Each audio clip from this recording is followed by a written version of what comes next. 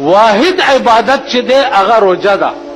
رسول الله صلی الله علیه وسلم فرمایي چې الله وی حدیث قدسی ده، الله وی چې الصوم لی وانا اجزی به، روزه زما ده او د دې جزا به زه په خپل لاس ورکوم.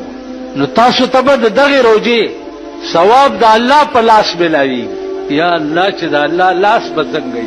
یو روایت دا ده چې الصوم لی وانا اجزا به، روزه زما ده او د روزه په بدل کې به روزدار ته زه ورکړل کېږم. الله وایي د روزه په بدل کې به روزدار ته زه ورکړل کېږم، یعنی زه به د روزدار شم.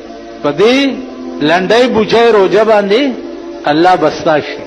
اسی وایم یو طرف ته زمونږ د عبادتو ته ګوره، زمونږ د کمزورۍ ته ګوره، او بل طرف ته د الله د فضل او د رحمتونو او نعمتونو ته ګوره. او یو ور درته کوم عزیزانو چې دا واورئ، نن سبا خو روزه ماتي دپاره د خلکو څه نخرې جوړې کړي. په خپل علاقې کې چې کوم ځای اوسېږئ دا کوشش به کوئ چې اسې نه چې د روزه ماتي وختي او د چا روزه ماتې نه وي، بیا به تباه شئ، غرق به شئ.